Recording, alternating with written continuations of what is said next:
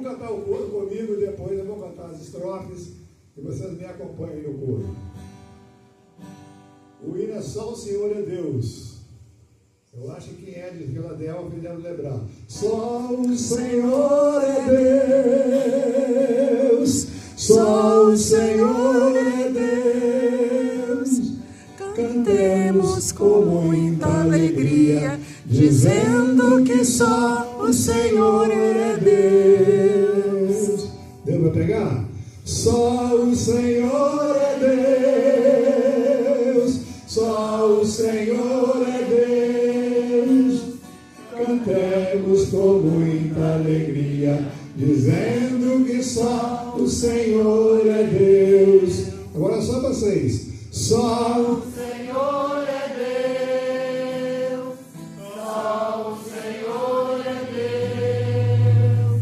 Cantemos com muita alegria, dizendo que só o Senhor é Deus. Muito bem, então eu vou cantar as estrofes e quando chegar no coro, vocês me ajudem. Israel saiu do Egito, foi ordem que Deus lhe deu, chegando no Mar Vermelho.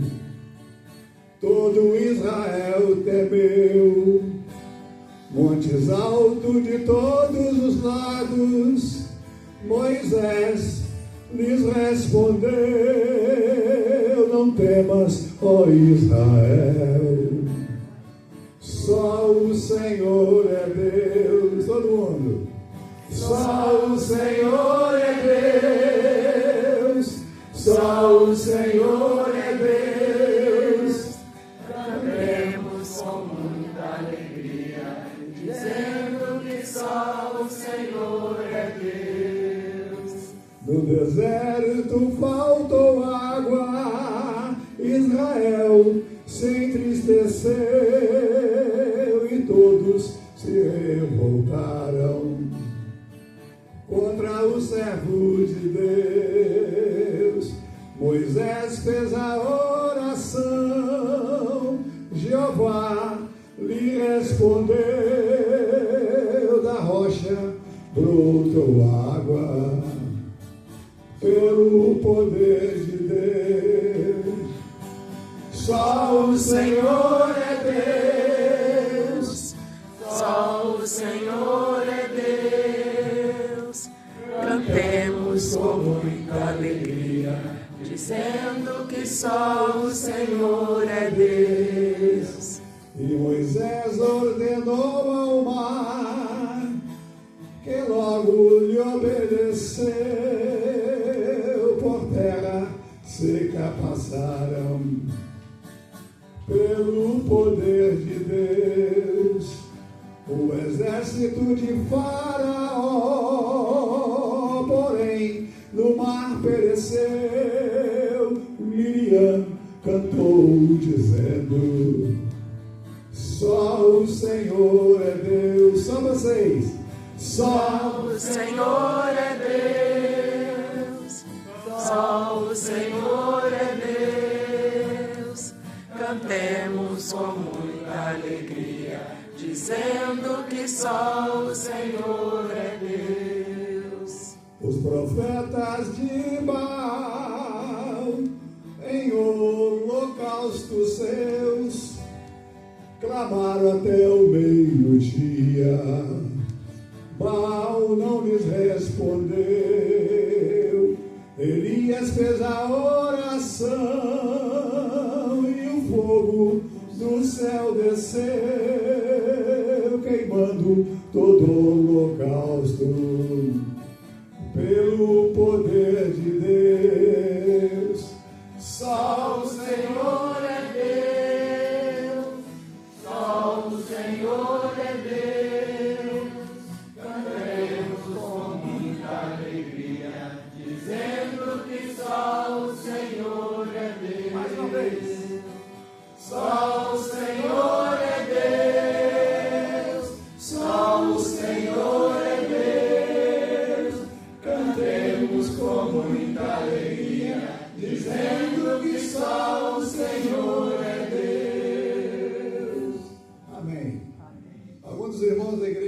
Delphi lembra desse hino? Eu cantava lá? Ou ninguém se lembra? Você cantava, não lembro. Cantava outro, né? Cantava Amor, Amor, não é isso? Esse você se lembra, né? Amor, Amor, vou deixar para outro dia, senão vou se gastar a garganta.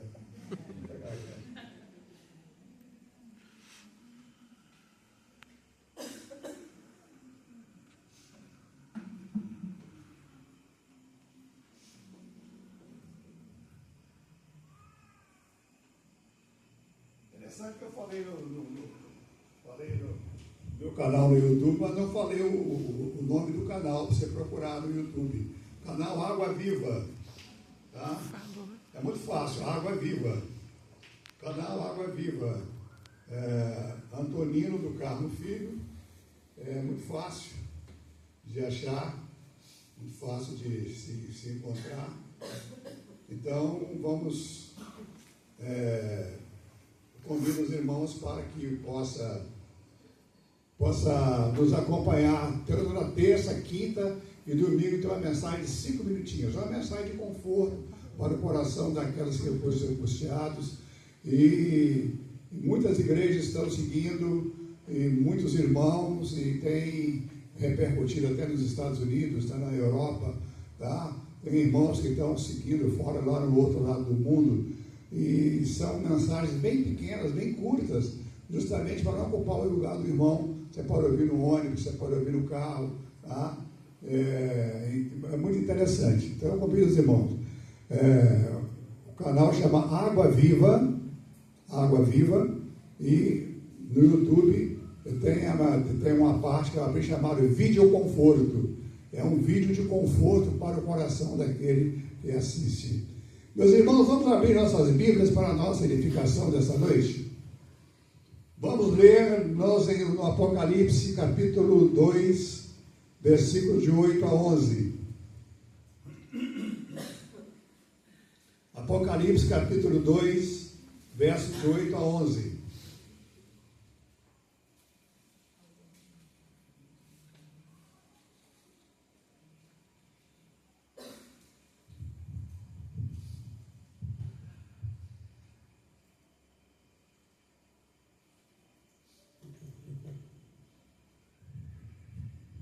Podemos ler?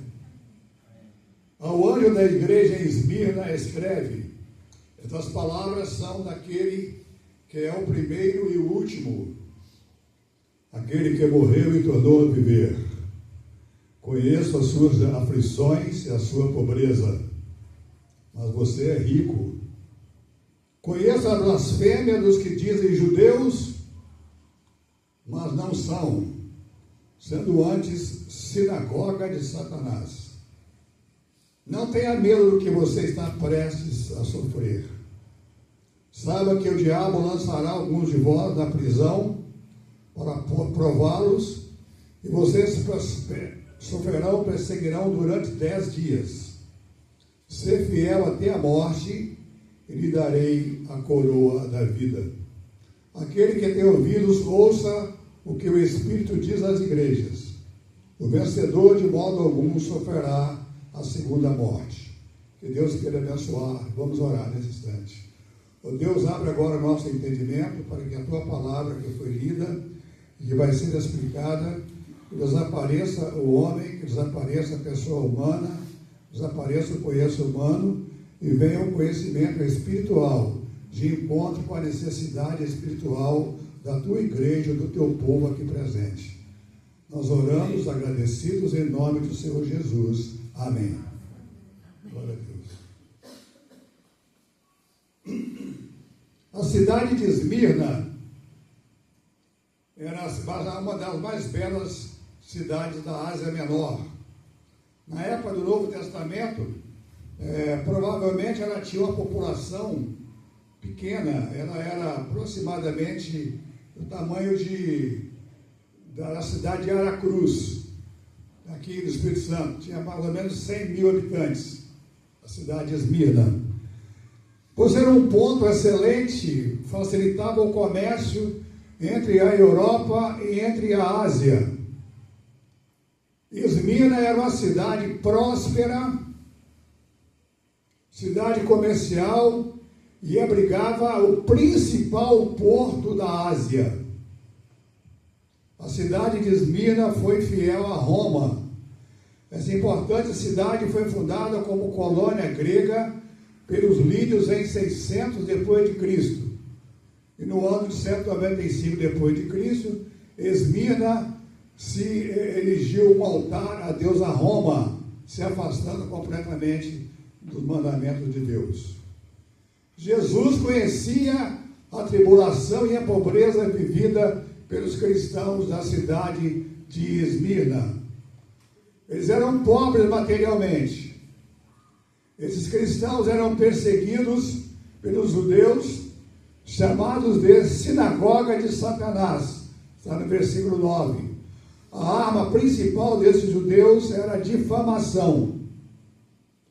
Um caso que me chamou a atenção foi de uma igreja que tão pobre que não tinha condições de comprar os elementos para tomar a Santa Ceia.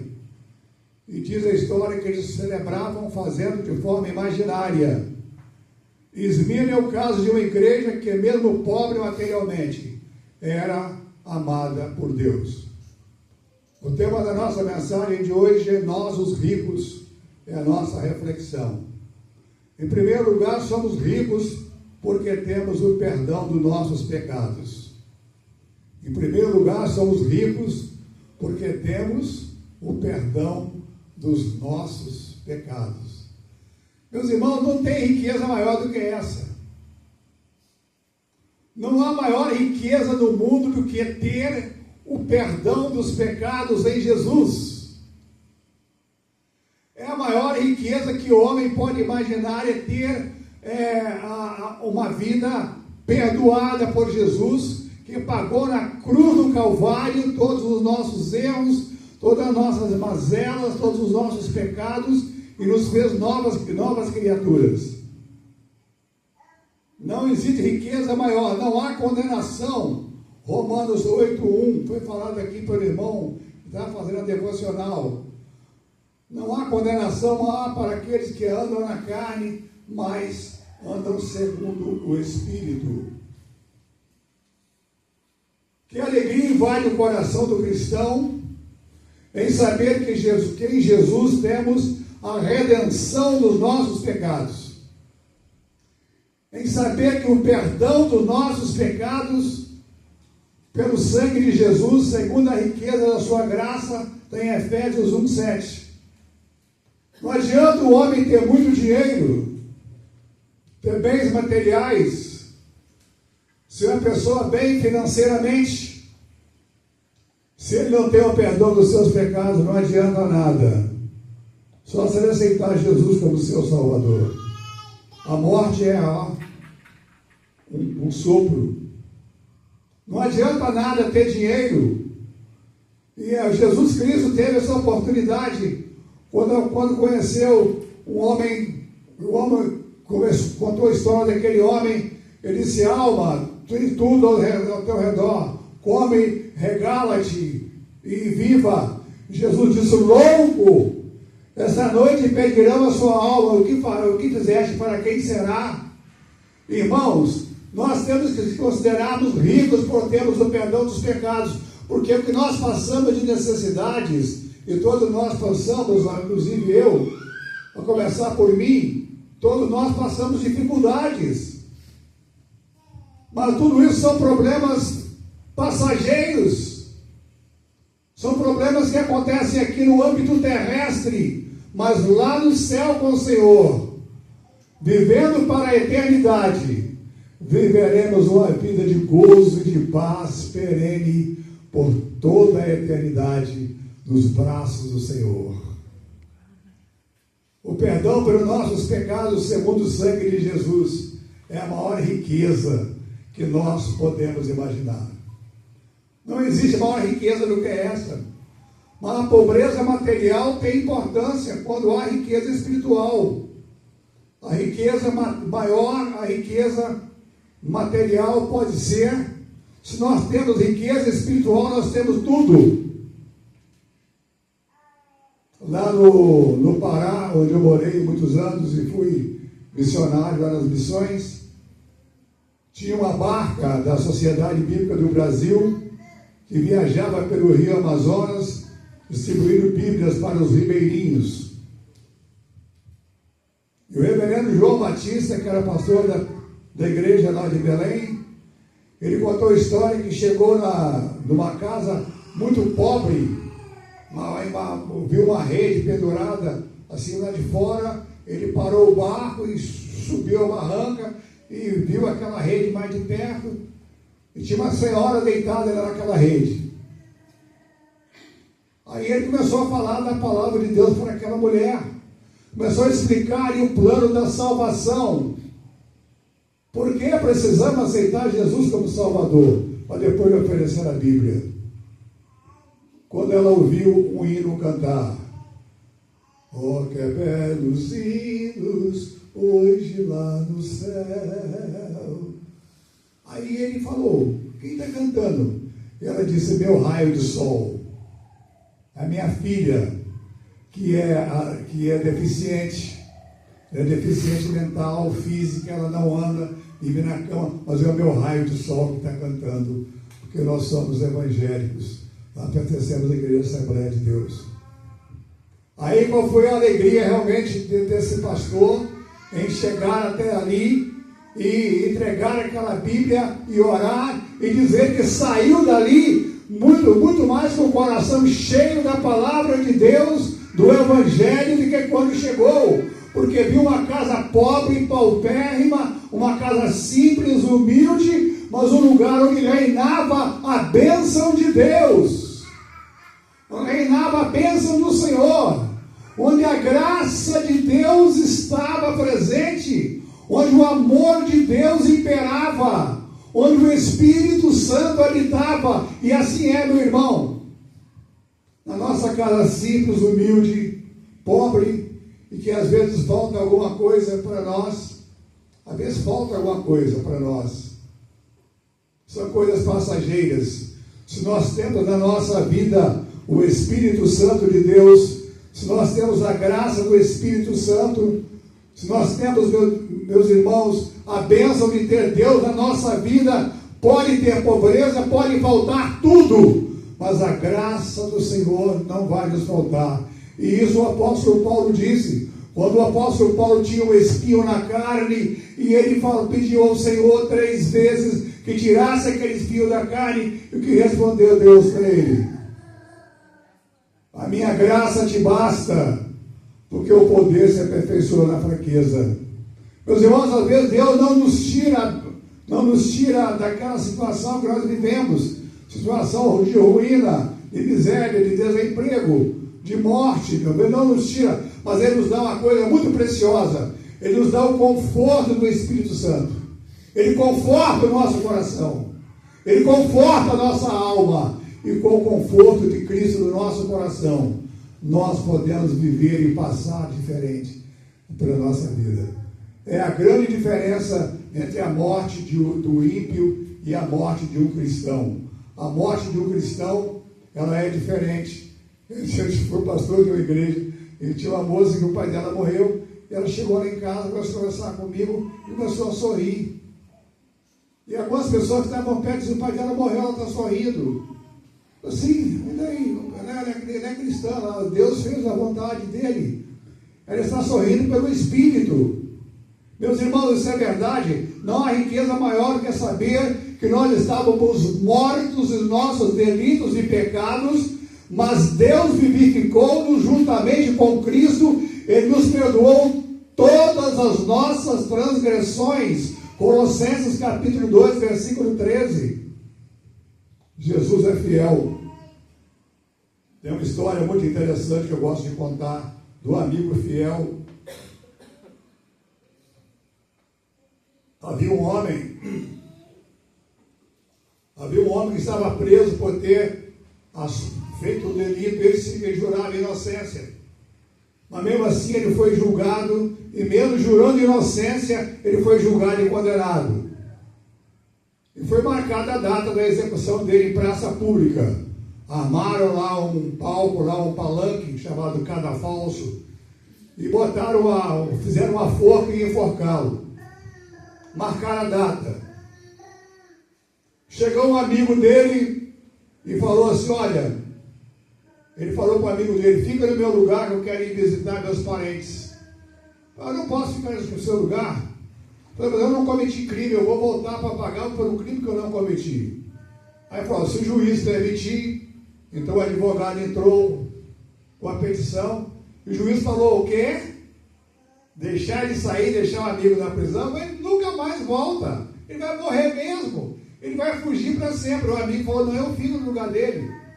Eu confio no meu amigo. Eu permito que ele vá, eu fico no lugar dele. Se ele não voltar, eu morro no lugar dele. Pode deixar ele ir. Pode permitir que ele vá e que eu fique nas grades no lugar dele. E assim foi. O amigo saiu, o amigo que era acusado saiu e o inocente entrou. E os dias foram passando e o amigo não voltava. Ele foi despedir dos parentes e dos amigos da cidade dele próxima. E foi passando os dias e o amigo não voltava. E foi se aproximando o dia do enforcamento e o amigo não voltava. E foi aproximando o dia, faltando 2 dias, faltando 1 dia. Chegou o dia do julgamento, que deu amigo. Ele não aparecia, não aparecia. Aí o povo dizia, está vendo? Você é muito bobo, rapaz. Você acha que esse cara vai voltar aqui? Ele vai fugir, porque ele ia morrer de qualquer maneira, e se ele morrer depois, pelos guardas, ou procurar caçá-lo, ele está no lucro, porque ele ia morrer de qualquer maneira. Então o amigo disse, não, ele vai voltar sim, com certeza. E no dia juntou-se na praça uma multidão enorme de pessoas, milhares e milhares de pessoas, e também os guardas estão trazendo um amigo inocente para ser enforcado. Subiu então as escadas daquele palanque chamado Cadafalso e colocou ali, e ficou ali. O juiz leu a sentença, colocou a corda no pescoço dele, e o juiz falou, eu vou dar a ordem de execução, já que o amigo não volta. Mas aí, na hora que o juiz foi dar a sentença para o carrasco fazer a execução, eis que lá no meio da multidão houve um grito, parem por favor, parem, não façam isso, parem. E começou a empurrar a gente para lá, e apareceu o homem que era o condenado, empurrava a gente para um lado, empurrava para outro, parem, não faça isso, não dê ordem, sua excelência, não dê ordem. Empurrava pessoas para lá, empurrava pessoas para cá, e outros aí abrindo o caminho, e ele foi correndo, suado, subiu as escadas do palanque do Cadafalso, e olhou para o amigo lá, tirou a corda do pescoço do amigo, e colocou no pescoço dele, deu um beijo no rosto do amigo, obrigado, você é meu amigo verdadeiro, porque você confiou em mim. E o juiz ficou impressionado com aquilo, o juiz ficou passado, né? Ou dizer, ficou pasmo, né? O juiz ficou pasmo. O que aconteceu? Por que esse homem não fugiu? Por que esse homem tinha tudo para fugir e não fugiu? Por que esse homem tinha condições de liberdade e voltou correndo e gritando para não executar? O que esse homem tem? Esse homem tem que ser inocente, porque é impossível isso acontecer. Então o juiz falou, tire a corda do pescoço dele. Você está livre. Você não vai ser executado, você está livre. E os 2 amigos desceram abraçados ali no Cadafalso e foram cada um para sua casa. Meus irmãos, isso é uma história. O amigo voltou para salvar o amigo.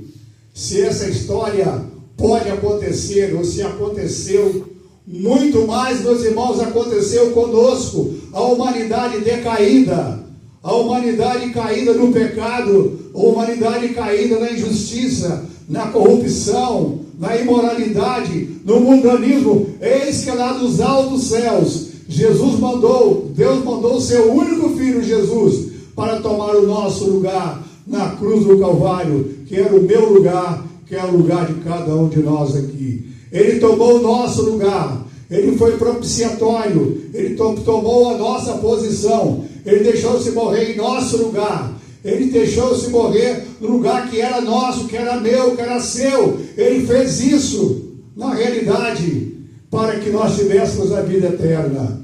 Jesus veio para salvar aquele que se havia perdido. Eu gosto muito de ressaltar nessa hora que quem levou a pior de tudo isso, quem foi?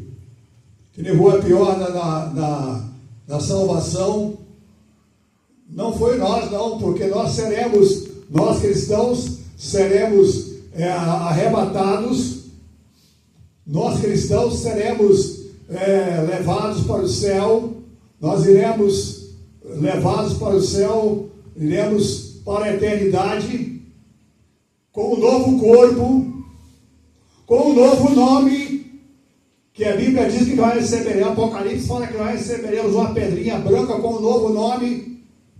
O meu nome que é Antonino, a maioria escreve Antônio. E eu falo brincando, o meu nome não é Antônio, é Antonino. Vê escrito de ler direitinho aí. Lá eu não vou ter esse problema não. Lá no céu eu vou receber uma pedrinha branca com um novo nome, só sabe quem recebe. Mas quem levou a pior de tudo isso? Não foi nós não, que receberemos um corpo imaculado, um corpo incorruptível. Receberemos um novo nome. Mas Jesus permanecerá para a eternidade, com a marca dos cravos nas mãos, por toda a eternidade. Jesus levou a pior. Ele veio salvar a humanidade, e as marcas dos cravos, e a marca da lança do seu lado, no qual ele apareceu para os discípulos, falou: Tomé, toca aqui minha mão. Não está acreditando? Toca aqui minha mão. Sou eu mesmo. Esse Jesus foi ressuscitado assim. E por isso nós temos um advogado do céu. Filhinhos, não pequeis, toda a vida se pecardes, tende um advogado do céu, Jesus Cristo justo, porque as suas mãos são as marcas dos pregos, os quais ele pagou o nosso pecado na cruz do Calvário, graças a Deus. Quem saiu perdendo foi Jesus, não nós. Segundo lugar, vou adiantar um pouquinho, somos ricos. Primeiro lugar, somos ricos por quê? Porque temos o perdão dos nossos pecados. Segundo lugar, somos ricos porque os recursos divinos estão nos esperando. Os recursos divinos estão nos esperando. O salmista fala de uma eterna morada no céu. Uma eterna, para sempre. Nós vivemos aqui por um tempo. 60, 70 anos, e o salmista passaria essa canseira e enfado. Vivemos aqui por alguns anos. Mas no céu, a herança dos salvos, né? Nós podemos dizer assim como o salmista: uma coisa peço ao Senhor, e a buscarei, que eu possa morar na casa do Senhor, por quanto tempo? Por todos os dias da minha vida. Para quê?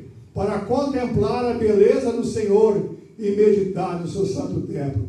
Irmão, de quanto aqui está difícil, a fome, necessidade às vezes de pagar uma passagem de ônibus, dificuldade de comprar um litro de leite, com dificuldade às vezes de fazer uma prova de um concurso que está caro.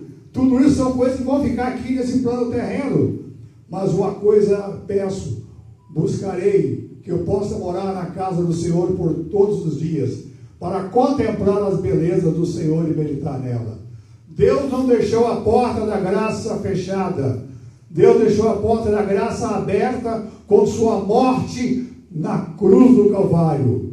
Ele disse em Mateus 7, de 7 a 11: Pedi e dá-se-vos-á, buscai e encontrareis, batei e abri-se-vos-á, porque aquele que pede recebe, e o que busca encontra, e o que bate abrir-se-lhe-á. E qual dentre vós que o homem que pedindo pão ao seu filho lhe dará uma pedra, e pedindo um peixe lhe dará uma serpente? Se vós que sois maus sabeis das boas dádivas aos vossos filhos, quanto mais vossos Pai Celestial dará aos que pedirem. Somos ricos, meus irmãos, porque os recursos de Deus estão ao nosso alcance. Quantos milagres Jesus já fez na sua vida? Você já parou para imaginar? São mais bênçãos do que falta de bênção. E nós oramos sempre pedindo a Deus mais e mais e mais e mais, esquecemos de agradecer.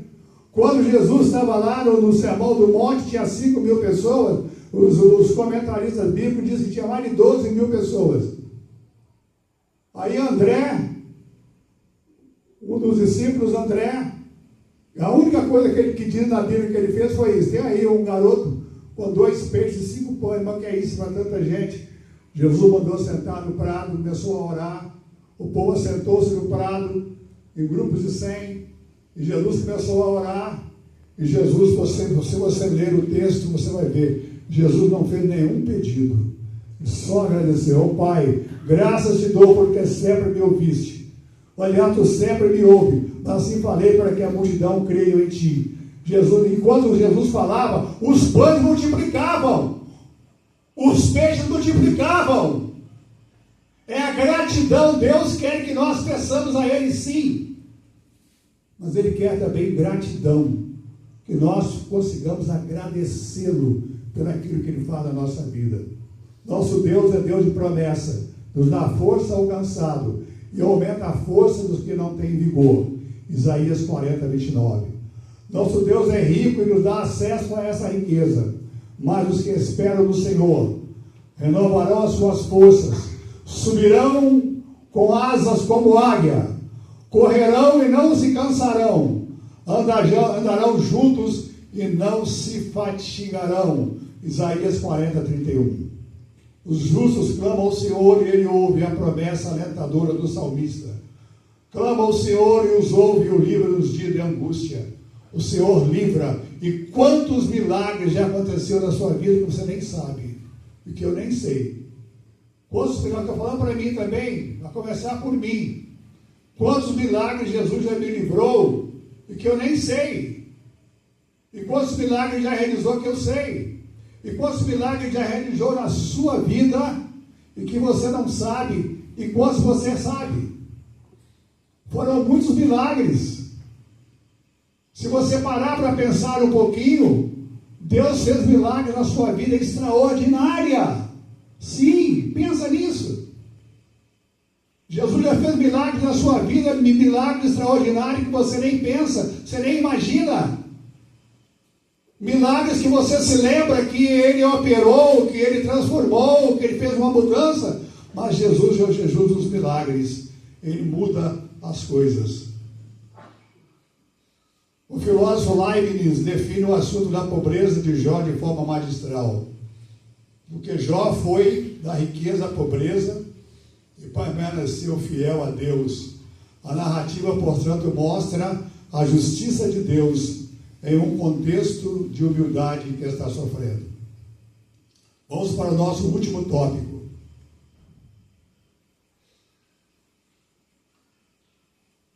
Para ficar bem gravado, eu quero ver se você está prestando atenção. Qual foi o primeiro tópico? Pode falar. Somos ricos por quê? E temos o perdão dos nossos pecados. Segundo, somos ricos porque os recursos divinos estão ao nosso alcance. Alguém está atento, hein? E terceiro, qual é? Não falei ainda, né? É bem impossível. Somos ricos porque as glórias do céu estão nos esperando. Meus irmãos, tudo isso aqui é passageiro. As dores, a dor de dente que você sente, a doença que você tem, aquele diagnóstico médico que o médico te deu, isso tudo é passageiro. Nós somos ricos porque as glórias do céu, onde não haverá fome, onde Deus enxugará dos olhos toda lágrima, onde a morte não mais existirá, onde não haverá mais pranto nem dor, porque todas as coisas foram passadas. Na eternidade com Cristo, estaremos vivendo com Ele por todos sempre, pela eternidade de eternidade, na glória eterna. Somos ricos porque a promessa de Jesus é alentadora. Somos ricos porque recebemos a coroa da vida. Apocalipse 2:10. A palavra grega para a coroa é Stefanos, que refere-se à coroa da vitória. A coroa da vida vem de Deus, o único que pode nos dar vida e vida em abundância. Ele veio para dar vida em abundância. Meus irmãos, quantas pessoas nós conhecemos que já partiram novos? Essa semana eu tive notícia de um pastor muito conhecido nosso. Se eu falar o nome aqui, alguém vai lembrar. Eu não vou falar o nome. Eu liguei para ele, soube que ele estava muito doente, mais novo do que eu liguei para ele. Ele falou, realmente estou muito mal, minha diabetes subiu muito, eu estou com muitas complicações físicas, mas Deus está comigo. Estou jubilado, mas Deus está comigo. Enquanto Deus me der a força, estarei trabalhando para a glória do reino. Sim, meus irmãos, aqui o mundo passa, isso aqui é passageiro. Vamos aguentar mais um pouquinho, vamos suportar a dor mais um pouquinho, vamos pedir ao Espírito Santo que Ele conforte nosso coração, porque com o conforto do Espírito nós aguentamos. Meus irmãos, como é que os crentes não aguentaram? Dos 12 apóstolos, apenas um não morreu de forma violenta. Muitos foram cerrados ao meio, foram degolados, foram jogados às feras. Os discípulos, os apóstolos todos tiveram morte violenta, mas não negaram a Jesus. Eles não negaram a Cristo, porque sabia que lá no céu, uma glória celeste estava aguardando você, e eu também, e todos nós que aqui estamos, estaremos lá, com certeza. Somos ricos porque esperamos a manifestação da glória de Deus. Esperamos a manifestação da glória, como bem falou Isaías. E a glória do Senhor se manifestará, e toda a carne justamente haverá, pois toda a boca do Senhor o disse. Isaías capítulo 40, versículo 5. A glória do céu não nos faz temer a morte. O cristão não tem temor da morte. Se alguém tem medo de morrer, pensa um pouquinho, tá? O cristão não tem medo da morte não, porque ele sabe que ele vai encontrar do outro lado. Não. Mas de ambos os lados, diz o apóstolo São Paulo, de ambos os lados estão sentindo um aperto, desejo partir e estar com Cristo, porque isso é muito melhor. Filipenses 1:23. Sinto conclamado pelos dois lados, desejo partir e estar com Cristo, que é incomparavelmente melhor do que viver nesse mundo cheio de violência, esse mundo cheio de maldade, cheio de fome, cheio de maldade, cheio de pecado.